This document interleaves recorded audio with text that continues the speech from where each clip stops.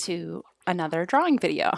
My name is Molly, and today we're going to draw a skeleton and talk about creative block, which is probably something everybody is very familiar with. I know that I am. Also, you may notice today's video is a digital screen capture rather than an actual recording of me physically drawing something. This is because I noticed how incredibly shaky my last video was, so I'm just working on sorting that out before I post another live video.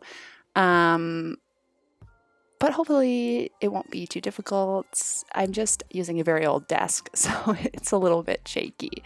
But yeah, so for today, you get this nice digital screen capture. In this video, I'm using Adobe Fresca, which is a program that I'm not super familiar with. I only just started using it a few weeks ago. Usually I would use Procreate when I'm drawing digitally, but I just wanted to try out Fresca. It has some features that Photoshop doesn't have, or I guess Procreate doesn't have. And yeah, so in this drawing, I'm just sort of messing around and drawing a thing. So yeah, I wanted to talk about creative block, artist block, whatever you want to call it, mostly because I think that in this past year, I have dealt with more creative block than I ever have in my entire life. And I'm sure a lot of people are feeling similar feelings. This past year, for the whole entire world, has been varying degrees of horrible. And I do think that artists got hit in a very specific kind of way. A lot of artistic people have jobs that can't be done from home. This is true of tattoo artists and really affected my life and work, but it's also true of a lot of other artists, performing artists in particular.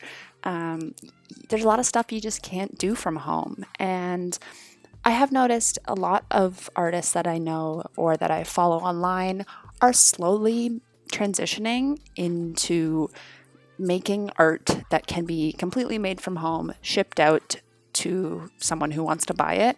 But it's been a struggle of a year. And obviously a lot of my friends and all my coworkers are tattoo artists.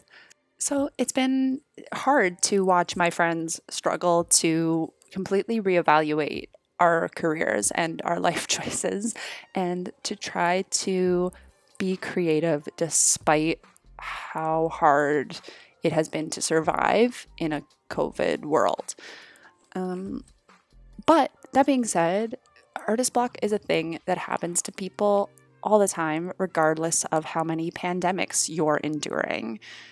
So I feel like it's important to talk about and important to share tips and tricks in the hopes that, if you do hit a really bad creative block, there are resources out there to help you get back on track or just help you not feel so bad about not getting back on track, because that's important too. So yeah, I know my past year has been super creatively weird. There have been weeks on end where I want in my heart to draw something, but then I would sit down in front of a piece of paper or my iPad and just stare at it and nothing would happen. And that can be really discouraging, especially if you're a person who is used to drawing every day. I mean, drawing has been my job for almost 10 years. And when you're a tattoo artist, you draw a lot. You pretty much draw every day for many hours a day, and you don't often get the luxury of indulging a creative block. If you're feeling uninspired, usually that doesn't matter, and you just have to draw anyways. And you have clients waiting for drawings, or you have tattoos coming up the next day that need to get done, and so you just push through it. But I think something that I've really learned in this past year of trying to survive as an artist in a pandemic is sometimes pushing through it is the way. sometimes, if you're feeling that creative lack in your motivation, sometimes you just got to sit down and you got to force yourself to do it. But other times, just let yourself take a break, right? I mean, I think a lot of us struggle with this concept because we're living in a capitalist hellscape. Breaks are so powerful. And you might feel like, if you haven't been able to draw for days, that taking a break is almost the opposite of what you're trying to accomplish. Like, how can you take a break from not doing anything? Is a question I would often ask myself. But the funny thing is sitting in front of a notebook or sitting in front of a computer and just willing yourself to make a thing is stressful, and it's not creative or productive. And sometimes the best thing that you can do for yourself is just let go. Just tell yourself, I'm not drawing anything today. I don't care. I'm going to go play Animal Crossing for 6 hours and I don't care. That's what I'm doing today. Or I'm going to go for a walk and just not think about making stuff for a while. And yeah, honestly, just try it. The next time you are struggling, you want to draw, you want to paint, and you just can't, just don't. Just take a break and really allow yourself to take a break. Don't spend the whole time feeling guilty about not being productive or, secretly just thinking about what you're going to draw after the break is over. Just disconnect a little bit and just don't think about it as hard. And I have found this to be an incredibly helpful tool. And, who knew that taking breaks was an important part of being a productive adult human being? It's funny because the longer I'm talking about this, the more I just want to talk about how capitalism has ruined the creative process. It's honestly a real thing. If you are, in any sense, a professional artist, then you definitely know what I'm talking about. But if you maybe aspire to be a professional artist, I've got a really good tip for you. And that tip is that capitalism is not your friend. It is a system that will make you feel like you are never being productive enough. And it will make you feel like if you don't post a new drawing to Instagram every day, then you're just not as talented as all the other artists that you follow, and you're a failure, and you're going to have to work somewhere boring for your whole life, and you'll never get to be an artist. And I am here, my friends, to tell you that that is just a lie. It is the lie of capitalism that the only important thing is constant productivity and, marketable productivity, creating things all the time that you can sell to someone else. Whether you're actually selling it for money or whether you're selling it on Instagram for likes and follows and whatever else is out there on the internet. But the thing about making art that is different from other types of jobs is there are two pieces to the creative process. And one of those pieces is definitely productivity. It is sitting down and painting and drawing and, keeping a schedule and putting out things and doing collections, whatever it is that you're making. That is obviously an important part. But the other equally important part is this sort of collection phase. And what I mean by collection is the part of the artistic process where you're just being a person who is collecting information. So whether that be information from the shows that you watch or the people that you know or the books you read or the things that you see when you go for your daily neighborhood walk, all of that stuff gives you visual and auditorial stimulus, and it gives you information. And you can use that information to then go and make things. And that is important. And it's almost like treating your life like one big scrapbook of information. So, seeing a movie and going, oh, I really loved the colors in that one particular scene, and sort of just taking note of that.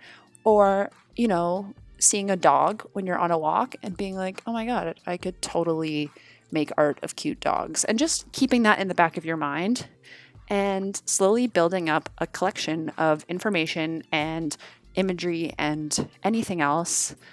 And then using that later in the creation part of the process. And there's something that can happen if you never allow yourself to take the time to do this collecting. And it's that your mental well of creativity and new ideas will just run dry. You will find yourself drawing the same things over and over, or sitting down to work on a project and feeling that it is boring and stagnant and just not what you're trying to say. So even though capitalism demands constant work from us all, and even though the internet can also feel like it's constantly demanding new content from you all the time, honestly, my biggest advice is allow yourself breaks, allow yourself times of collecting information and experiencing things and reading books and watching shows and whatever it is that you like doing that isn't making art. Make sure you do those things, even and maybe especially when it feels like you have to make more art, or something bad is going to happen, like when, let's say, your primary source of income is gone because of a unexpected global pandemic, and it feels like if you don't post something on Instagram every day, then people will forget who you are and will never want to buy your art ever again, and your dream of being a professional artist will die. I'm here to tell you that that's just not true, and that the best thing that you could probably do for yourself and for anyone who is interested in the art that you're making is just, play some Animal Crossing, watch a movie, do all the things that are out there in the world to do, and then come back a couple hours later or a couple days later and see if you feel less blocked. Because I promise you, 80% of the time, it will work. And I can only give an 80% guarantee because, let's be honest, 20% of the time, who the fuck knows what's going on in your brain? And sometimes, no matter what you try, you're just going to feel creatively blocked, and there will be no cure, and it's just going to feel terrible. But I'm sorry, I can't help you with those moments because we all have them, and they are a mystery that has yet to be solved.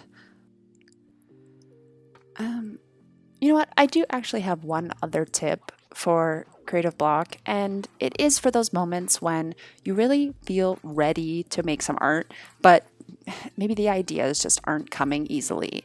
And, you do feel creative, but you sit down with like a pencil and it's just not doing it for you. And my number one tip in those times is try something new. It's actually kind of what led me to try out Adobe Fresca. I've been using Procreate as my sole digital drawing resource pretty much since I bought an iPad almost 10 years ago. And don't get me wrong, I love Procreate. It has so many great features. I am never going to stop using it. But lately, I've been sitting down to draw maybe Tattoo Flash or just anything. And I open Procreate and I just don't feel inspired by the software and by the tools that are available to me. And so I did just a little bit of browsing around for other drawing software. And I found that Adobe Fresca has some really interesting live brush options. I don't think I really use them in this drawing, but they've just got some interesting and different features compared to Procreate. And honestly, it has been so helpful in shaking up my current creative difficulties, because I've truly been going through a subtle art block for pretty much the past 12 months. So I've just been constantly looking for ways to battle against it and new tools. It's really the thing. I've also been doing, with my partner, we've occasionally been doing these little like half-hour art experiment sessions. We're both artists who mainly just draw. And in our normal lives, we draw a lot, as I stated, because of the being tattoo artist thing. Um, and so we sort of created this plan for ourselves to shake up our creative energy and just like get ourselves excited about art making again, where we do these little 30-minute art periods where we do not draw. We mess around with other art supplies. So it's the exact same sort of concept. Instead of sitting down with the same old tools that we're always used to using, we will get out the watercolors, or we used acrylic ink the other day. We've both been experimenting with some 3D stuff like Sculpey and plaster, and we're just branching out a little in an attempt to shake free the cobwebs in our brains. And it's been pretty successful. I mean, you can't be too hard on yourself in terms of productivity during a pandemic. Once again, to just restate how little I enjoy capitalism, you can sometimes feel as an artist like if you're not creating, you are no longer an artist. But the truth is, like, even little kids who are just messing around with art supplies, they can call themselves artists. And I think bringing that sort of little kid messing around energy back to art making is what I want to be about this year. I really just want to remind myself how fun it can be to try new things and to draw stuff that maybe doesn't look as good and as professional as a lot of my tattoo ready stuff looks. I want to just play around, and I want to try new things and try new tools and do experiments, because experiments are fun. And that's honestly how this little skeleton drawing came about. I actually had sort of been playing around with the idea for a little while, but just as like a rough concept of like, oh, wouldn't it be cool if there was like a skeleton with plants growing through it? Which is not a new concept. It is not a unique idea that I made up, but I just thought it would be fun. And skeletons, human skeletons, are something that I'm somewhat comfortable drawing. So it gave me sort of like a good base to just get into it and draw something that I know how to draw, and then mess around and play with some new tools and just see what happens. And honestly, I'm really happy with how this piece turns out in the end. It's super rough and different from my normal kind of style. It's very like sketchy, and I used all these textured brushes, which is very unlike me. But I just had so much fun, and I spent like a solid hour and a half drawing it. And at the end, I just felt very accomplished, even though this is for nothing in particular.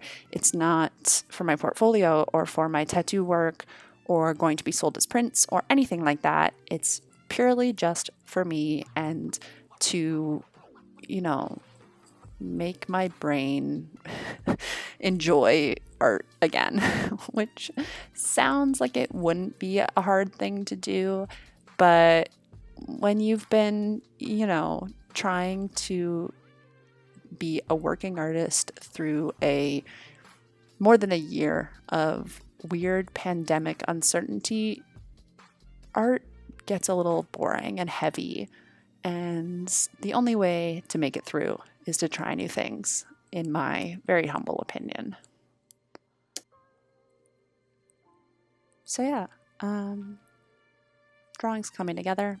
It's not far from done now. I'm just going in to add some little petal details to these flowers. I hope that you are enjoying this video of me talking mostly about capitalism. um, I don't know. I just honestly, I'm a person who talks a lot. I am a Gemini. I have a lot of facts happening in my brain at all times, and I love to talk. So I think that's what these videos are really going to end up being, is just me making art and then talking about stuff over top. So we will see as time goes on if that is something that interests people or if I'm the only one watching my own videos, which, wouldn't be horrible. I like to watch myself draw as much as the next person. Is that something that people like? If you're a person who makes art, do you ever watch the Procreate recordings of your own drawings or just film yourself drawing and watch it to watch your own process? I don't know. Maybe I'm just super full of myself, but I find it to be super interesting and I sometimes learn things about my own process where I'm like, oh, I shouldn't have done that in that order. I don't know. Maybe it's just me. Hopefully, there are other vain artists out there who agree with me. I also think, too, moving forward, if I find that anyone is actually watching these videos, that I would love to know what types of stuff you guys would like to learn about and watch and hear about. I have a lot of time on my hands to draw pretty much anything. I'm a talker, so if you have any ideas for anything at all that you would like to see me cover in a video, whether it be general drawing stuff, tattoo stuff, things you want to see me draw just because it's fun, anything at all, just let me know. Leave a comment or, however else people communicate over the internet.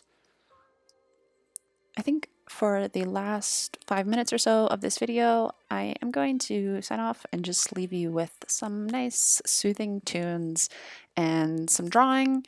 I hope that my small rant about productivity and capitalism and artist block was somewhat interesting and helpful to someone out there. I just hope if you're an artist, whether a professional artist or just a casual artist or someone hoping to one day be a professional artist, just know that we all get those periods of creative block. And sometimes those periods go on for much, much longer than we would have liked. And all you can do is just get through it, whether that's by, forcing yourself to get back on the artistic horse or whether it's by taking a break. Either way, every weird period of artistic block comes to an end at some point. And just don't get too hard on yourself, especially during this complete bummer of a time. Just, let things happen as they happen. Your creativity will come back. So just breathe and, do something that you enjoy and, mix up your artistic style, mix up the tools that you're using, try new things, and I'm sure you'll be fine. So, as always, if you want to see more of my work, there's links to my website and my Instagram in the description, as well as on my channel. Thank you so much for joining me today. I hope that if you've been feeling creative block, that this has inspired you to find a way to work through it. All right. Have a good one, everybody.